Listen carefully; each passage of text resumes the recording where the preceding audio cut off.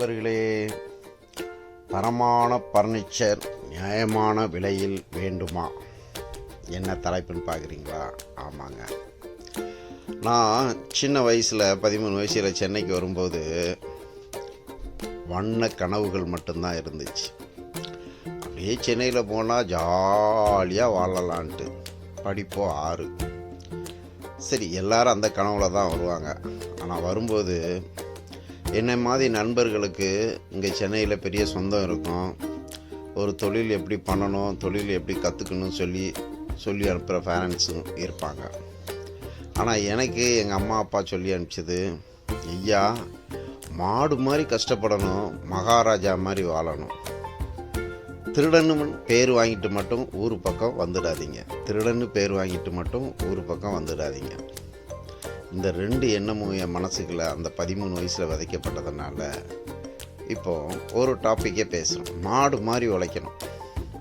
ஆமாங்க, ஒரு முறை நான் வடபழனியிலேருந்து என்னுடைய எக்ஸல் வண்டியில் வந்துக்கிட்டே இருந்தேன். ஒரு நல்ல டிப் டாப்பாக ட்ரெஸ் பண்ணிகிட்டு இருந்தார். என் வண்டியை நிப்பாட்டி, சார் ஒரு சின்ன உதவினார். சொல்லுங்கன்னு. எனக்கு ஒரு 4 இட்லி மட்டும் வாங்கி தர முடியுமான்னு கேட்டார். நான் உடனே ஒன்றும் சொல்லலை, சரி வாங்கி தரேன் அப்படின்ட்டேன். அதுக்கு இட்லிக்கு உண்டான காசையும் கையில் கொடுத்துட்டேன்.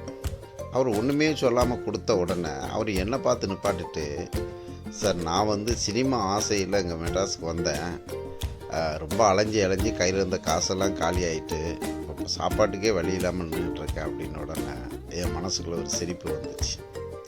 காரணம் என்னென்னா, இந்த ஆசை படித்தவங்களுக்கு இருக்குது, ட்ரெஸ் பண்ணுறவங்களுக்கும் இருக்குது, அழகாக பிறந்தவங்களுக்கு இருக்குது, அறிவு அதிகமானவங்களுக்கும் இருக்குது. அட எனக்கும் இருந்துச்சுங்க. நானும் வியட்நாமீடு சுந்தரமையாவை பார்க்க ஒருத்தர் மூலம் போயிருந்தேன். அவங்க கதையே படித்து பார்க்காம என்கிட்ட ஒன்று சொன்னாங்க, தம்பி எல்லாமே ஒரு தொழில், அந்த தொழிலை பேசிக்கலாக உண்மையாக கற்றுக்கிட்டால் மட்டும்தான் அதில் ஜெயிக்க முடியும். இல்லைன்னா கனவு கண்டு அலைகிறது பல ஆயிரம் பேர், அதில் நீயும் ஒன்றும் ஆகிடாதுனாங்க. ஆனால் உண்மைங்க, அன்னையிலிருந்து என்னுடைய சூழ்நிலைக்கு, என்னுடைய படிப்புக்கு, அந்த தொழிலுக்கு போகிறதுக்கு எனக்கு வாய்ப்புகள் கம்மிங்கிறதுனால நான் சிறு தொழிலை கடவுள் கிருபையால் கற்றுக்கிட்டேங்க. இப்போது மாடு மாதிரி உழைக்கணும், மகாராஜா மாதிரி வாழணும்னு சொல்லும்போது, அந்த பாருங்கள், சுதந்திரமாக வாழணும், பெருமையாக வாழணுங்கிறதுக்காக போய் தொழில்நுட்பம் இல்லாமல் கஷ்டப்படுற உலகத்தில், அதே மாதிரி இந்த ஃபர்னிச்சிங் ஷாப்லேயும் தொழில்நுட்பம் இல்லாமல் ரொம்ப பேர் கஷ்டப்படுவாங்க. உதாரணத்துக்கு நான் ஒரு இடத்துக்கு போயிருந்தேன், ஒரு ஃப்ரெண்டுக்கிட்ட பேசிக்கிட்டு இருந்தேன். அண்ணே, அந்த குறிப்பிட்ட வருஷத்துக்கு முன்னக்கூட்டி நல்ல வியாபாரம் இருந்துச்சுண்ணே, இப்போ சுத்தமாக வியாபாரமே இல்லைண்ணே, கஷ்டமாக இருக்குனாரு. ஸோ அந்த டேட்டில் எனக்கு 6 ஆர்டர் பெண்டிங் ஆர்டர். ஆனால் நான் செய்கிற தொழில் தான் அவர் செய்கிறாரு. என் மனசுக்குள்ள ஒரு சந்தோஷம். அம்மா சொன்னாங்களா, கொஞ்சத்திலே உண்மை உள்ளவன் அநேகத்துக்கு அதிபதியானும். அதாவது திருடனுங்கிற பேர் வாங்கிட்டு வந்துடுறாங்க, கடவுள்னு சொல்லியிருக்காரு, கொஞ்சத்திலே உண்மை உள்ளவன் அநேகத்துக்கு அதிபதி ஆகுவான்ட்டு. ஆமாங்க, உன்னை போல் பிறரை நேசி. உனக்கு பிறர் என்ன செய்யணும்னு நீ ஆசைப்படுகிறாயோ அதை நீ பிறருக்கு செய். அப்போது நான் ஒரு பெரிய ஓனராக இருக்கணும், எனக்கு கீழே 10 பேர் வேலை செய்யணும்னா முதல்ல நான் ஒரு ஓனர் கீழே வேலை செய்யணும் இல்லையா? ஆமாங்க, பல கஷ்டங்களை பட்டேன். அப்போது டெக்னிக்கலை தெரிஞ்சுக்கிட்டேன். மாடு மாதிரி கஷ்டப்பட்டால் மதும்போது அறிவை புதையில போலவும் வெள்ளியை போலவும் தேடி பெற்று கற்றுக்கொள்ளணும். இப்போ நான் பர்னிச்சருக்கு வரேங்க. இப்போது ஒரு ஸ்டாலில் நின்றுக்கிட்டு இருந்தேன். ஒரு கஸ்டமர் வராங்க, சார் இது உட்டா மரமானு கேட்டாங்க. இது உட்டா மரமா? பக்கத்தில் இருந்தவன் சிரிச்சுக்கிட்டு கம்முன்னு போயிட்டான். நான் சிரிக்கலை. வாங்க சார், ஏன்னா எனக்கு தங்கத்தை பற்றி கேட்டால் தெரியாது, அவருக்கு உட்டை பற்றி தெரியல. வாங்க சார், உங்களுக்கு கட்டில் வேணுமா, பீரோ வேணுமா, ட்ரெஸ்ஸிங் டேபிள் வேணுமான்னு கேட்கும்போது அவர் எனக்கு கட்டில்னாரு. நிறைய கட்டில் போய் காமிச்சேன். கட்டில் காமிச்ச உடனே, சார் உங்கள் ரூம் சைஸ் என்னன்னு கேட்டேன். அவங்க ஒரு 10க்கு 12 இருக்கும் அப்படின்னாங்க. சார் அந்த சைஸுக்கு நீங்கள் பெரிய கட்டில் பார்த்தீங்கன்னா உங்களுக்கு டோர் திறக்கிறவோ பீரோ வைக்கிறவோ இடம் கன்வீனியன்ட் இருக்காது. இதெல்லாம் பெரிய ஹாலில் போட வேண்டியது, பெரிய பெட்ரூமில் போட வேண்டியது. உங்களுக்கு 5 காரைகள் கட்டிலே போதும் சார், அதுவே நல்லா ஃப்ரீயாக இருக்கும் சார், அதுக்கு மேலே நம்ம அடிஷ்னல் பண்ணிடலான்னு சொல்லி எக்ஸ்பிளைன் பண்ணோன்னா அவருக்குள்ள ஒரு சந்தோஷம். அப்புறம் இது மரத்தை பற்றி கேட்டாங்க. அப்போ நான் மரத்தை பற்றி சொன்னேன். சார் ஒரு மரம் வளருது அப்படின்னா அதில் கீழ் பாட்டம் சுற்றளவு 40 டயா வரும் சார். மேல் சுற்றளவு 24 டயா வரும் சார். அதுக்கு மேலே பார்த்தீங்கன்னா 14 டயா வரும் சார். அதை வந்து சைனா தேக்கு, கொப்பு தேக்கு அப்படின்னு பல விதமாக பண்ணுவாங்க. பாட்டத்தில் இருக்கிற மரம் வந்து நல்ல கிரெயின்ஸ் இருக்கும். அது ஒரு 40 இயர்ஸ் 50 இயர்ஸ் அப்படி வரும் சார். அதுக்கு மேலே போகிறது 24 டயா வந்து ஒரு 20 இயர்ஸ் 15 இயர்ஸ் வரும் சார். அதுக்கு மேலே வர்றதெல்லாம் சும்மா சைடுக்கு யூஸ் பண்ணுவாங்க சார். மீதியெல்லாம் குப்பையாக தான் போகும் சார் அப்படின்னு சொன்ன உடனே அவருக்கு டெக்னிக்கலாக சொன்ன உடனே மனுஷன் புரிஞ்சுக்கிட்டார். இங்கே தாங்க அறிவை புதையலை போலவும் வெளியே போலவும் தேடி கொள்ளணும். அதுக்கப்புறம் இது மரம்னு பேசணும். அவரே புரிஞ்சுக்கிட்டார் நம்ம மரமும் வுட்டும் ஒன்று தானுங்கிட்டு. ஸோ ஒரு கஸ்டமரை நம்ம நோஸ் கட் பண்ணக்கூடாது. இப்போ மேட்ருக்கு வரேங்க.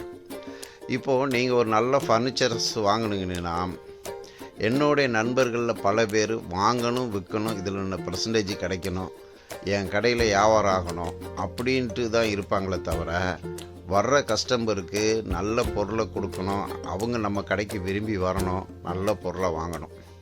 உதாரணத்துக்கு நம்ம ஒரு தெருவில் ஒரு சின்ன மளிகை கடை வச்சுருக்கோம் அப்படின்னா எனக்கு மார்க்கெட்டிங்கில் சொல்லி கொடுத்தது, ஒரு கடைக்கு வரும்போது ஒரு கஸ்டமர் கேட்பாங்க, அண்ணாச்சி 1 கிலோ தக்காளி கொடுங்க, என்ன விலை அப்படின்னு கேட்பாங்க. 1 கிலோ வெங்காயம் கொடுங்க, என்ன விலைன்னு கேட்பாங்க. அதே 1 மாதம் 2 மாதம் பழகிட்டாங்கன்னா அண்ணாச்சி 1 கிலோ தக்காளி போடுங்க, 1 கிலோ வெங்காயம் போடுங்க, ஏன்னா நம்பிக்கை வந்துடும். அவர் போடுற பில்லில் ₹1 ஜாஸ்தி வந்தாலும் தெரியாது, கம்மியாக வந்தாலும் தெரியாது, கஸ்டமருக்கு காசை கொடுத்துருவாங்க. அதுதாங்க நம்பிக்கை.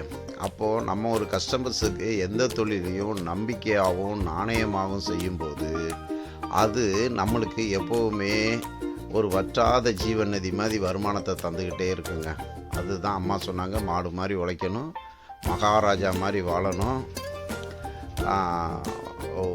உண்மையாக இருக்கணும், திருடக்கூடாது, அதே நேரத்தில் கொஞ்சத்திலே உண்மை உள்ளவன் அநேகருக்கு அதிபதி ஆவான். ஆமாங்க. இப்போ எனக்கு சென்னையில் 4 கடை இருக்குதுங்க. இந்த 4 கடையில் வாங்குகிற பெட்டு, சோபா, ஏதாவது சர்வீஸுன்னா கேரண்டர் என் நம்பரை கொடுப்பாங்க. நான் ஒரு 7 இயர்ஸாக வீடுகள்லேயே போய் செய்துட்டு வர்றதுனால கஸ்டமர்ஸ் இப்போ நம்பிக்கை ஆயிடுறாங்க. சில கஸ்டமர்ஸ் வந்து எனக்கு ஒரு நல்ல பீரோ வாங்கணும் அப்படின்னு கேட்டாங்கன்னா அந்த பீரோவை பற்றி எனக்கு தொழில்நுட்பமாக எக்ஸ்பிளைன் பண்ணேன். உதாரணத்துக்கு ஒரு பீரோவுக்கு வந்து லேபர் ஒன்று தாங்க, டிங்கரிங் லேபர் ஒன்று தாங்க, பெயிண்டிங் லேபர் ஒன்று தாங்க, அதில் போடுற தகடு தாங்க வித்தியாசம்.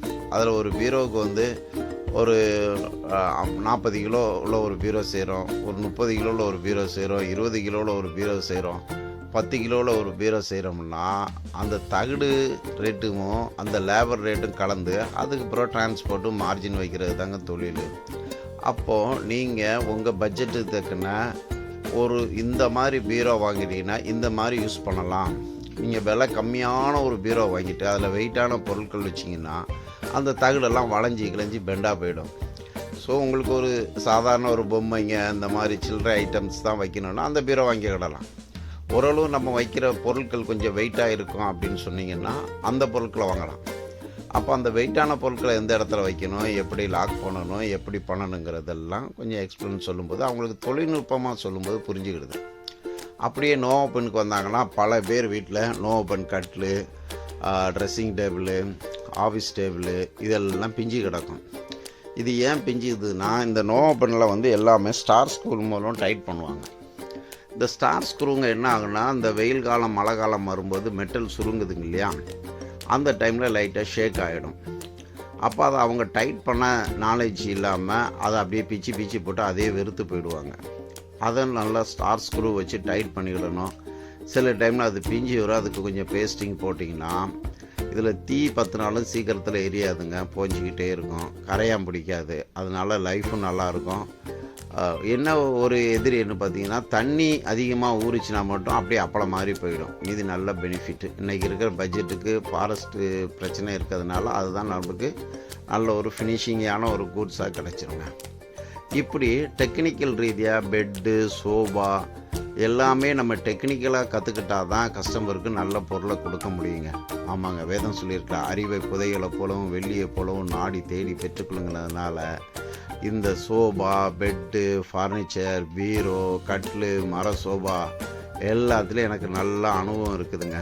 உங்களுக்கு ஏதாவது தேவைப்பட்டிங்கன்னா என்ன நம்பர் மேலே இருக்குது பிக்சரில், காண்டாக்ட் பண்ணுங்கள். வீட்லேயே கொண்டு இறக்கிட்டு உங்கள்கிட்ட நாங்கள் கேஷ் வாங்கிக்கிட முடியும். நம்பிக்கையாக 4 கடையில் இருக்கிறதுனால சுத்தமான பொருளும் கிடைக்கும்.